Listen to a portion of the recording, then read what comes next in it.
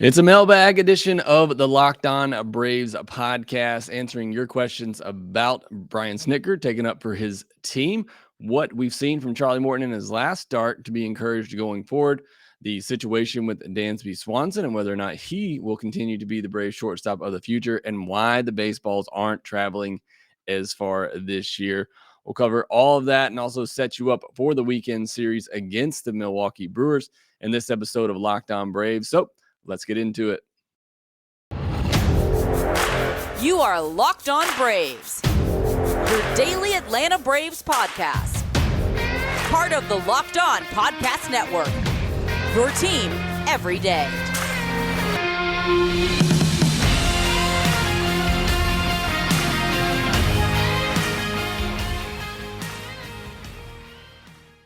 Hey, and welcome back to Locked On Braves, part of Locked On Sports Atlanta, where we cover your favorite Atlanta sports teams each and every day.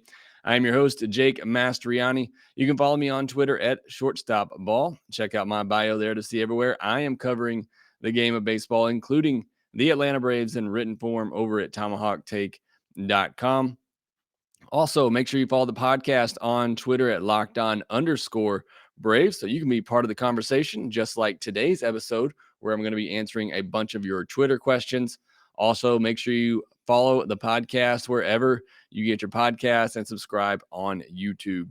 And thanks for making Locked On Braves your first listen each and every day. We post episodes daily, 5 days a week, Monday through Friday, and are free and available on all platforms. On today's episode, this will be a mailbag edition of the podcast with the off day on Thursday. So got a lot of great Twitter questions that we're going to get into, and then we'll wrap things up by previewing the weekend series against the Brewers. And we now know the pitchers that will be starting for the Braves, kind of why I delayed this podcast a little bit, waiting to hear who those starting pitchers would be. So we'll talk about that in the final segment. Well, let's start off with your Twitter questions. And I got a couple from E. Goldie on Twitter, very faithful a listener of the podcast. First question says, were you surprised that Snit didn't go out to argue after Ozuna's at bat where he struck out on 3 balls?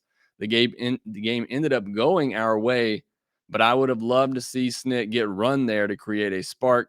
Sometimes I feel he is too laid back. So you follow me on Twitter, you would have seen when that happened. That was my immediate reaction is wake up, Snit. I don't know why he wasn't taking up for his player there. I think that would have been a good opportunity to do so and should have, because that's an unacceptable at bat by the umpire. I mean, there's nothing Ozuna can do. 3 straight pitches, all out of the zone. One of them just really not even close at all. I can give, maybe a little bit of leeway that some of the 2 of those were borderline, but I mean, just completely took the bat out of your player's hands. And, we didn't get a camera angle. I don't know if Snit was, barking at the umpire or what have you, but I would have liked to seen him go out there and at least, stand up for his player in that moment. A little surprised that he didn't, or I was really surprised that he didn't. And he's definitely laid back at times. And there's a lot of situations where I feel like he needs to be a little bit more animated and taking up for his players and fighting for his team. He doesn't need to be Bobby Cox. And with replay, there's not a ton of that in today's game. But I would like to see him be a little bit more animated, loud, whatever you want to call it. Obviously, the players love him. So it's not like they don't feel like he doesn't have their back and doesn't support them. I don't think that's, an issue at all. My biggest thing is that it's not just taking up for your team, it's arguing to get what you want. And it's an unfortunate reality in sports these days, especially. It's not as bad as in the NBA where players are, I can't hardly watch the NBA anymore just because of all the complaining to get their way and the foul calls. It's become a terrible sport, in my opinion. But arguing does have an effect on future outcomes. I mean, I've watched enough baseball in my years to know that you complain, you argue, you make enough comments here and there, and suddenly calls start to go your way. So for me, it's more than just taking up for your team and your player, and that's part of it. It's also arguing for your team so that in the ninth inning and a borderline pitch comes to the plate, maybe that call goes your way because you've hinted at that and you put that in the umpire's mind. So it's just that little bit of the game within the game, which is kind of an unfortunate part. I have kids, and we try to teach them that complaining and arguing doesn't get you what you want all the time, but it's just the truth in sports in general. You see a cornerback or a wide receiver, complaining about the other one putting their hands on them or being handsy, and next thing you know, you're starting to see all these pass interference calls. It's part of sports. Unfortunately, you have the human element in referees, umpires, whatever it may be, and that goes hand in hand with it. So that's my biggest reason for wanting to see Snitker be more vocal on some of those calls, not just to take it for his player, but also to hopefully get some calls go the Braves' way. Another question from E. Goldie says, what are your thoughts on what you saw from Charlie Morton in the middle of his last start? I know you touched on it a bit, but is there something specific you notice that will carry over to his next start?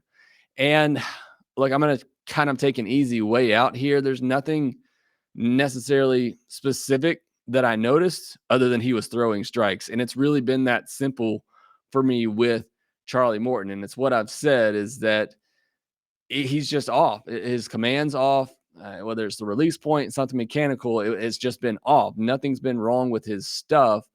He's just not finding that release point consistently enough and being able to command his pitches in the zone. And after the second inning in that Mets game, you saw him doing that, and you saw him filling up the strike zone. He had a rhythm to him on the mound, and it just seemed more comfortable, more relaxed, more like the Charlie Morton we're used to seeing. So that's why I'm so confident that he figured something out, at least in that start. We'll have to see if it carries over into the next start. But that's really it. I mean, there's nothing, nothing major there. I will say I went back and looked at his pitches and his pitch mix, and the curveball. Let me just give you a couple of stats on the curveball in that outing. In the first two innings, he threw his curveball 19 times. He got 2 swings and misses on it. Threw it 7 times for a ball. He got 3 foul balls, 3 called strikes. Got 1 out on the curveball. He hit a batter with it and gave up 2 hits. From after the second inning, so the third through most of the sixth inning, he threw the curveball 16 times. He got 2 swings and misses on it. Only threw it for a ball 3 times compared to 7 times in the first 19 times he threw it. Got 4 called strikes compared to 3 in the first 2 innings. 3 outs on that pitch on balls in play compared to just 1. And he gave up 2 hits as well. So you can see just the consistency with that pitch, which is his best pitch, and being able to command it, throw it for strikes, get more outs with it. And it's just, that's the pitch he's going to have to lean on, rely on. So that's the biggest thing for me is just it looked like he had better command of his pitches. Getting ahead in the count is another thing too. I went back and looked at, he threw a first pitch strike to 9 of the next 13 batters he faced after the second inning. So getting ahead, having better command, especially of that curveball, those are just a couple of, just minor things that I saw from Charlie Morton to have me believe that I think he found something out, and I think we'll see him continue to get better as in his next start. All right, next question from Chris Shaffey on Twitter says, Dansby is starting to find his groove in the last few games. I know this is a topic that is discussed a lot, but if you were to give a bold prediction, would you say he stays in Atlanta and ends up taking a hometown discount, or do you see him leaving? If I had to predict right now, I say Dansby Swanson remains the shortstop of the Atlanta Braves in 2023. And some of you may not like that, may not agree with that, and that's fine. I'm certainly not, 100% confident in that. But I do think he stays. I think he takes a hometown discount, maybe 4 years at $11, $12 million a year. He's great defensively. You've seen all the stats on that, outs above average. He's tops in the league right now. I'll be honest. I'm not a huge defensive metrics type of guy. I don't know how they come up with all these stats. I use my eyes more than anything for defense. I haven't seen him do anything necessarily spectacular this year defensively, but you don't have to. Just make the plays that you need to make, and Dansby Swanson does that. But I don't see him with, super huge range or a big arm. I think he just makes the plays that he is supposed to make, and that's certainly great. You want that out of your shortstop at a key position. So he is very good defensively. He's hot and cold offensively. We know that by now. That's just who he is. Unfortunately, he started the year on a huge cold streak. As Chris said, it seems like he's starting to come out of that a little bit over the last week or so. And the strikeouts are part of his game as well. I wish they weren't, but very encouraging in that Mets game the other day. He choked up with 2 strikes and a runner on third and ended up poking the ball in the center field. So I thought that was highly encouraging for Dansby Swanson. Hopefully we see more of that, especially with Acuna batting after him. Just get on base. That's all he really needs to do. He's a leader in the clubhouse. Certainly playing the shortstop position kind of filters that in already. But I think he is a good leader in the clubhouse for the team. But probably the biggest reason I see Dansby continuing as a shortstop is, one, I don't think Braden Shoemaker's the answer. I know he's off to a better year this season. I think Vaughn Grissom is still a year or two away from being, that guy. And even then, there's still questions about whether or not he sticks at shortstop at the major league level. And I just don't see Alex Anthopoulos spending big on Trey Turner or Carlos Correa if he hits the market, or the reports yesterday that Alexander Bogaerts will hit free agency, that he will opt out and become a free agent. I just don't see Alex spending the money on those players when you already have, some big contracts on the books right now with, Ozuna, Olsen, and you got others coming that need to get paid, and Riley and Max Fried. I just don't see that happening. I would love to have Trey Turner on the team, more so just so that he quits hurting the Braves and punishing the Braves. But I'd also be very hesitant to spend the money it's probably going to take to get him for a guy who isn't great defensively, and a big part of his game depends on speed, and he's going to be entering his 30s soon. So that would be a risky contract, but I would love to have Trey Turner. So I don't see Alex going out there and getting that big free agent at shortstop. I think he just sticks with what we already know and what we already have in Dansby Swanson. And I think that's okay. I mean, to get a guy who's going to bat 9th in your order, that can hit 20 plus home runs, who's going to get hot at times and be able to really, lead an offense and play very good defense. I mean, you'll take that for 11 or 12 million a year, which is, I think, is what Dansby would get and probably should get. And I just don't know that Dansby gets the offers from other teams out there that maybe some think he will. I don't know. Maybe I'll be surprised, and a lot could depend on how the rest of his season plays out.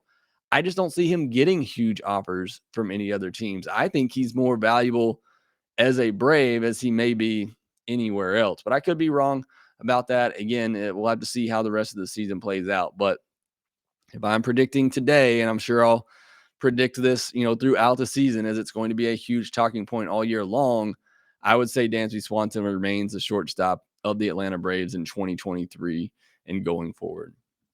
All right, next we'll take a look at a couple of more questions. Before we do that, let me tell you about Built Bar. They're the best tasting protein bar out there. Not only are they the best tasting with 100% real chocolate on all Built Bars and their amazing puffs, but it's also the best and most healthiest protein bar out there for you as well. Most Built Bars contain just 130 calories, 4 grams of sugar, 4 net carbs, and 17 grams of protein. Compare that to a candy bar, which usually has around 240 calories, 30 grams of sugar, and dozens of net carbs. And Built Bar is coming out with fantastic flavors all the time, so make sure that you check them out at built.com. They have, including my favorite, the cookies and cream, which is currently my favorite Built Bar out there. Go to built.com, use the promo code LOCKED15 and get 15% off your order. Again, use promo code LOCKED15 to get 15% off at built.com. Whether she prefers a statement piece or everyday subtle elegance, BlueNile.com has fine jewelry options for every mom. Shop high-quality classic diamond earrings, elegant tennis bracelets, or gemstones, pendant necklaces. If you're looking for fine jewelry but having trouble choosing, Blue Nile has jewelry experts on hand 24/7, available via phone or chat to help you find a memorable gift at every budget. Celebrating that special someone in your life on BlueNile.com, you can easily navigate thousands of fine jewelry options at every price point. And this Mother's Day, coming up this weekend, give mom something she'll treasure forever with fine jewelry from BlueNile.com. And Locked On Sports listeners get $50 off $500 spent. This product exclusive is only good through Mother's Day. Use code Locked On, that's Locked On. Plus, every order is insured, ships free, and arrives in discreet packaging that won't give away what's inside. Shop stress-free and find your forever piece. Go to BlueNile.com today. Roll along with our Twitter questions. Next one comes from VT Murdoch. Says, what are your assessments of Kyle Muller and Tucker Davidson? Tucker is 26. Kyle Wright is an exception due to being drafted early. As far as Davidson, I still think Tucker Davidson could be a solid fifth starter, perhaps maybe even a fourth starter if he reaches his ceiling. I wouldn't mind seeing him getting another shot in the fifth spot in the rotation soon. I think he's ready. I was kind of disappointed he didn't get a shot at the beginning of the season because I think he's ready and I think he deserves that opportunity at this point. But so I still think he has a shot, as a back of the rotation guy, which is perfectly fine if he can fulfill that role. If Muller can find his command, I still think he has a little bit more upside potential as perhaps a third starter in a rotation because his slider is so good. Sometimes for tall pitchers, it takes them a little longer, and it's especially hard to find that consistency with your release point, when you're 6'6", 6'7", like Kyle Muller is. So I still think he has an opportunity. I also think both these guys could be perhaps traded at some point this year. I think they could certainly be used as trade bait in a deal, but I still think they have, the potential to be back of the rotation arms. It's just, for like a lot of young starters, finding that consistency, finding that command. They have the pitches to do it. They have the ability to do it. It's just believing they can do it and finding that command. And like you said, with Kyle Wright, it was the same thing for years. He has the ability, it's in there. It's just becoming confident in it and knowing you can get major league hitters out with your stuff. It's the same thing for Kyle Muller and Tucker Davidson. So we'll see if they get another shot in the rotation this year. Another question from Brando on Twitter. Given the growing attention the current baseballs are getting via not carrying as far as they did last year, is there any chance MLB makes an adjustment to the baseball being used in season? No, I would hope not. I hope there's no change to the baseball. Let it ride out, whatever the case may be. And there's a great article that I read on CBS last night as I was, researching for this question, and I tweeted it out from my Twitter account at shortstopball. You want to go check that out. But it's a really great article and great insight on how the baseball has kind of evolved over the last several years and changed, and the seams being lower and the drag on the baseball changing. Very interesting read there. But one thing that really stood out to me in that is that I think we're finally getting the baseball that MLB said we were going to get going into last year, and they said it would be a more deadened baseball. Apparently last year, some baseballs got mixed in from the prior season. I don't know how that happened, and I think that's part of, why we've continued to see some of the high home run rates last year. But now I think we're finally getting that deadened baseball that Major League Baseball had said we were going to be using. So stick with it. Just stick with the baseball that we're going to use. Quit mixing things up. If this is the game they want to play and they want to see less home runs, more action, more contact, hey, I'm all for that. That's the game of baseball that I want to watch and see. Just let it be known, this is what's happening. And as far as I know, we haven't heard anything from Major League Baseball on any of this year, at least, on baseballs being different. So until they, officially announce something or say something, I'm just going to believe that we're using the same baseballs as we always have. Every team is using a humidor now, and something else pointing out in that article. Who knows what kind of effect that's having on the baseball? In that article, they talked about the 10 teams who used the humidor last year saw their home run totals go down by about 0.7%. So I think you're seeing, that play out as well, having a factor on it.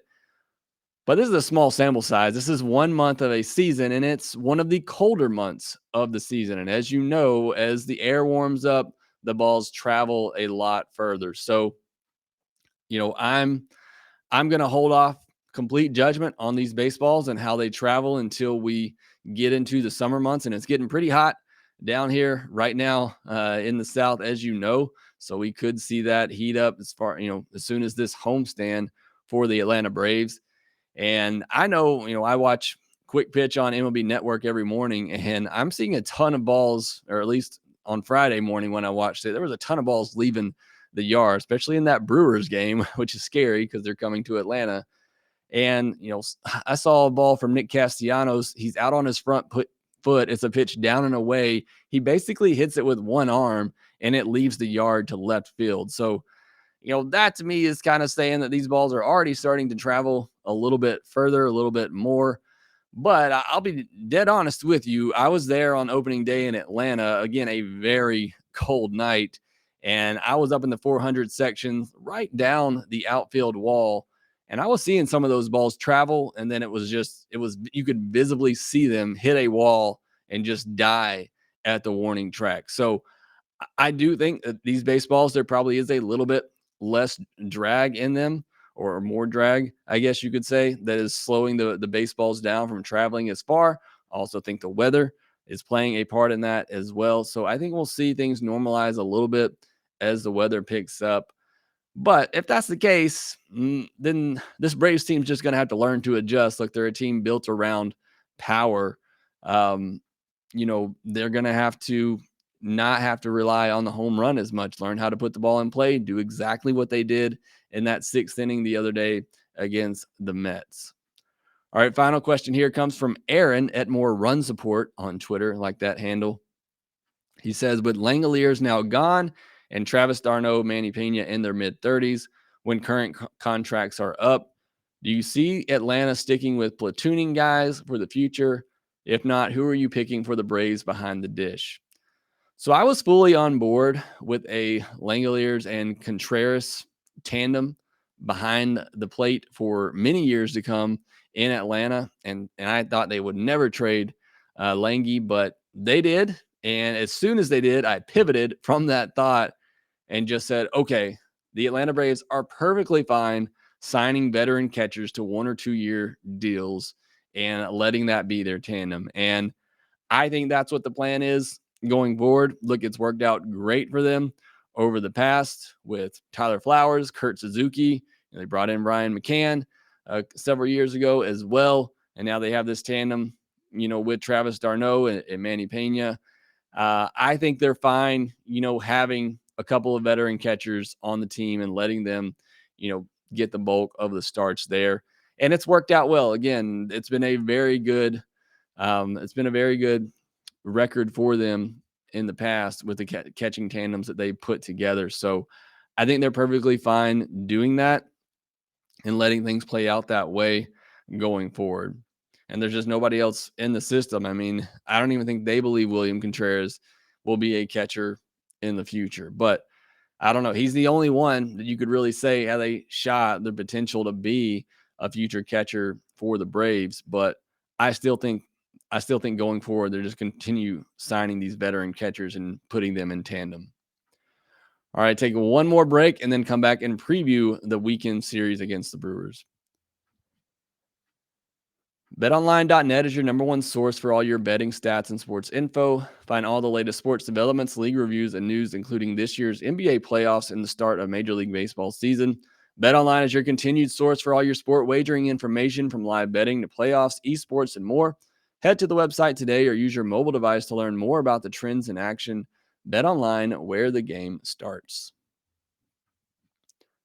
The Milwaukee Brewers will be coming to town over the weekend as we continue to celebrate Hank Aaron Week. And it'll be a very difficult series for the Braves. Brewers are a very good team who throw the ball very well. On Friday night, it looks like we're going to get Eric Lauer versus Jesse Chavez. Look, Jesse Chavez has been great for the Braves, and this was kind of before I saw what the pitching matchups were going to be. I thought that they might use Chavez as an opener. I'm hoping they follow that up with Spencer Strider. I still would rather just see him get the start from the beginning, but my hope is that Jesse Chavez gives you, 2 good innings, and then you bring in Spencer Strider and he gives you, 4, maybe 5 good innings, and you get through the early part of the game that way. That's how I'm guessing things will hopefully play out. Eric Lauer for the Brewers, he's been one of the best pitchers in baseball since the second half of last year. Second half of 2021, it was, him, Max Fried, and Max Scherzer that were really good in the second half of last year, and Lauer has carried that into 2022. He has a 1.93 ERA in 23 and a third innings, 4 starts with 34 strikeouts, so big strikeout numbers there, and a 0.99 whip.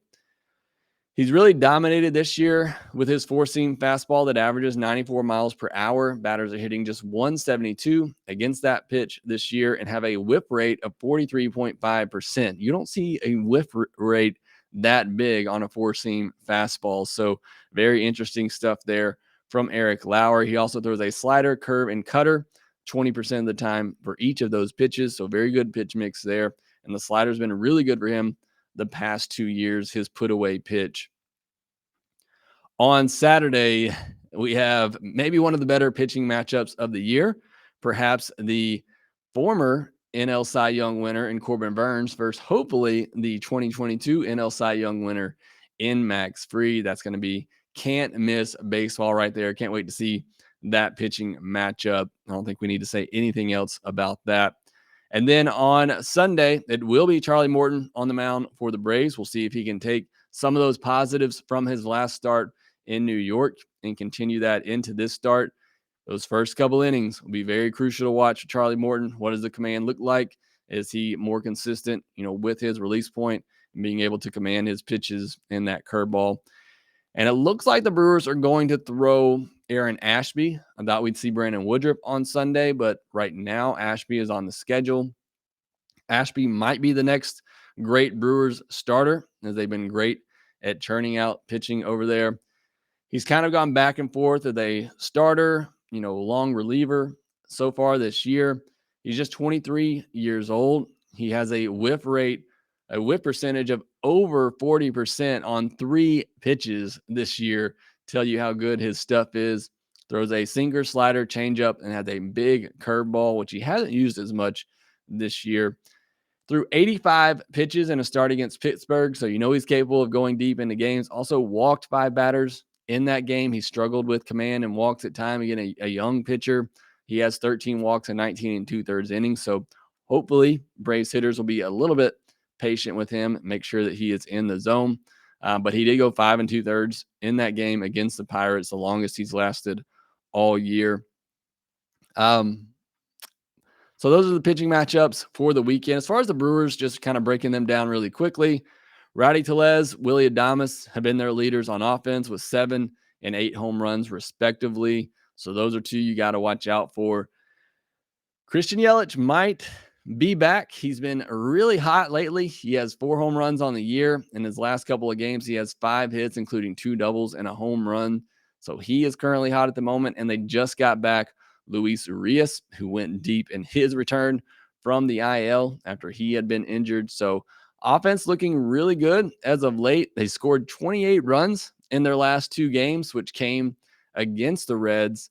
And the competition for them, has been fairly easy to begin the year, but so it's been easy for the Braves too, and they haven't gotten it done. The Brewers have got it done. They have 11 wins against the Orioles, Pirates, and Reds. In fact, they're 11-1 against those 3 teams, so they're taking care of business against the teams they're supposed to beat. And they're averaging 9 runs a game in their last 6 games, which was a 3-game series against the Cubs and a 3-game series against the Reds. So their offense is hot right now. Their pitching is always good, so it's going to be a tough test for the Atlanta Braves over the weekend against the Milwaukee Brewers. Maybe the Braves play up to their competition here, as they've been playing down to their competition all year long, and hopefully the Braves can come away with a series win.